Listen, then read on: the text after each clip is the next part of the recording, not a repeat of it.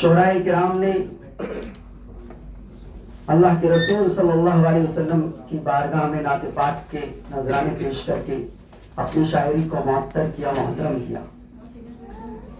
شاعر مشرق علامہ اقبال نے کہا کہ وہ دانائے سبل مولائے کل ختم الرسل جس نے غبار راہ کو بخشا فروغ وادی سینا، نگاہ عشق و مستی میں وہی اول وہی آخر، وہی قرآن وہی فرقان وہی یاسین وہی طٰہٰ۔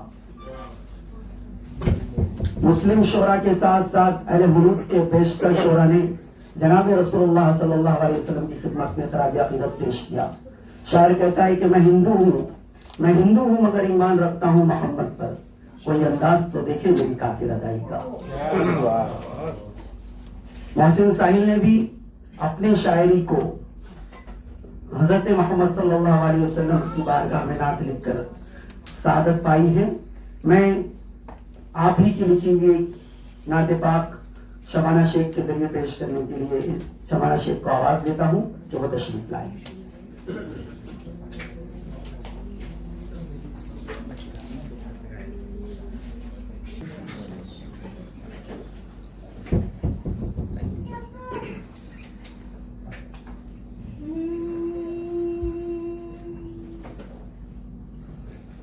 بادشاہت سے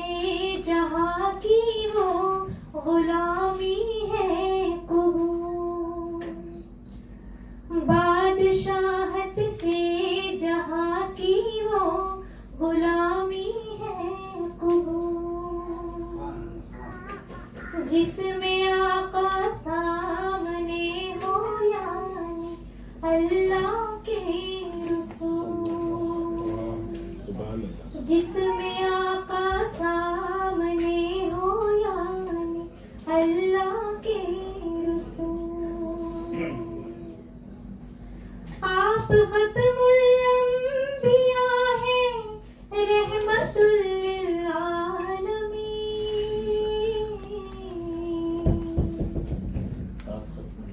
آپ ختم الانبیاء ہیں رحمت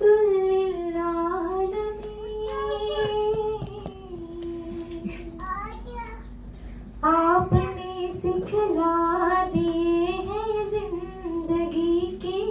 سب اصول، آپ نے سکھلا دیے ہیں زندگی کے سب اصول۔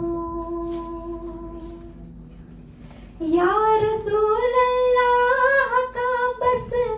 نعرہ ہی کافی نہیں،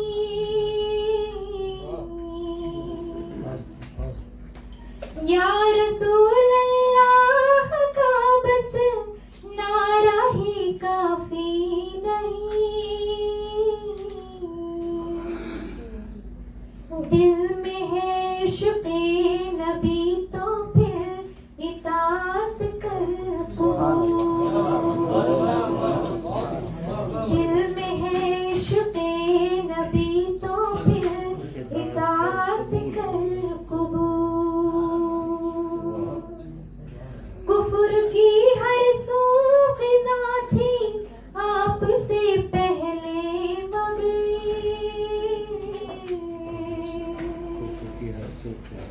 کفر کی ہر سو خزاں تھی آپ سے پہلے مگر، آپ جب تشریف لائے پھر اٹھے ایمان کے پھول، آپ جب تشریف لائے پھر اٹھے ایمان کے پھول، جان بھی قربان کر دوں مصطفیٰ کے نام پر،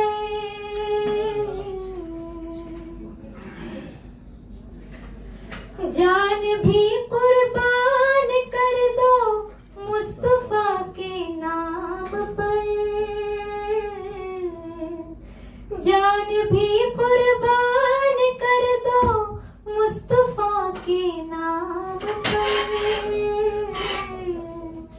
ورنہ ساحل پیروی کا ہے ہر ایک دعویٰ فضول، ورنہ ساحل پیروی کا ہے ہر ایک دعویٰ فضول، بادشاہت سے